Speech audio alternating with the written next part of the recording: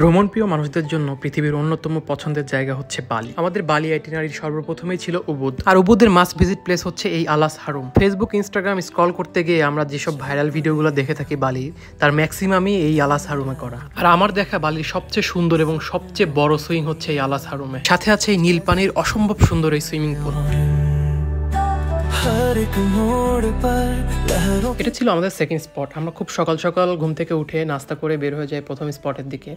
দেন প্রথম স্পটটা কভার করে আমরা চলে আসি আলাস হারুমে। আপনারা যদি কাপল হয়ে থাকেন এবং অবশ্যই যদি বাইক চালাতে পারেন, তাহলে আমি সাজেস্ট করবো অবশ্যই বালিতে এসে বাইক রেন্ট করতে, কারণ বালির রাস্তাগুলো এত সুন্দর, বাইক নিয়ে যদি আপনি এক্সপ্লোর না করতে পারেন তাহলে আপনার পুরো জীবনটাই বৃথা। প্রথমে গেট দিয়ে ঢুকেই হাতের বামে দেখা যাবে লুয়াক কফি সারি সারিভাবে সাজানো আছে, এবং এখানে একটা রান্নাঘরের মতো করা আছে যেখানে মেইনলি লুয়াক কফিটা বানানো হয়।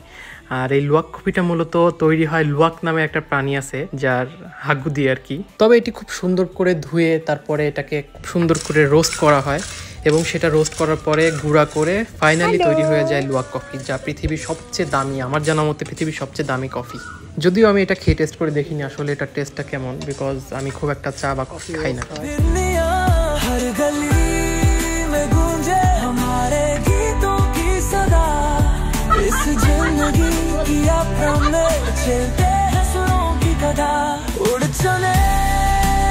আরেকটা কথা বলতে ভুলে গিয়েছি, এখানে ঢুকতে আমাদের পার পারসন খরচ হয়েছে 50,000 রুপাইয়া, যা বাংলাদেশি টাকায় কনভার্ট করলে 350 টাকার মতো করে দাঁড়ায়। তবে এটার মধ্যে কোনো সুইমিং পুল অ্যাক্সেস নাই, কোনো ফুড নাই এবং কোনো রাইড নাই, সো আপনাকে এগুলো নিতে হলে এক্সট্রা করে পে করতে হবে। এখানে বেশ কয়েকটা রাইড আছে, যেমন বাইসাইকেল, জিপ লক, তারপরে হচ্ছে সুইং। সো আমরা এর মধ্যে সুইংটাকে নিছিলাম। সুইং এর প্রাইস পড়ছিল 2,50,000 ইন্দোনেশিয়ান রুপাইয়া, যা বাংলাদেশি টাকা কনভার্ট করলে 1800 টাকা সামথিং হয়।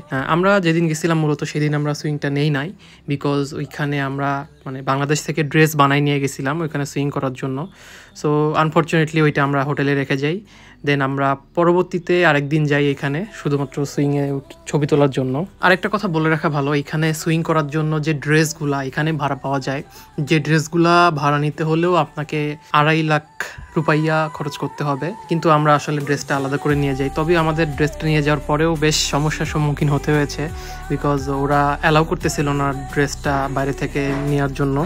তো আমরা ওদেরকে দেখাই যে আসলে ড্রেসটা ওদের মতো না, এটা অন্যরকম একটা ড্রেস। দেন অনেকক্ষণ কথা বলার পরে ওরা আমাদেরকে অ্যালাউ করে ড্রেসটা দিয়ে সুইং করার জন্য। তবে আপনারা চাইলে এখানে রাইড এবং সুইমিং পুল অ্যাক্সেস বাদে প্রত্যেকটা জায়গায় ছবি তুলতে পারবেন। অনেকগুলো ছবি তোলার স্পট আছে, অনেক ঘোরার জায়গা আছে। আমরা অলমোস্ট 4-5 ঘন্টা এখানে ছিলাম। আমি সাজেস্ট করবো এখানে গেলে আপনারা একটু সকাল সকাল যাবেন, বিকজ বালিতে আসলে ওয়েদার প্রেডিক্ট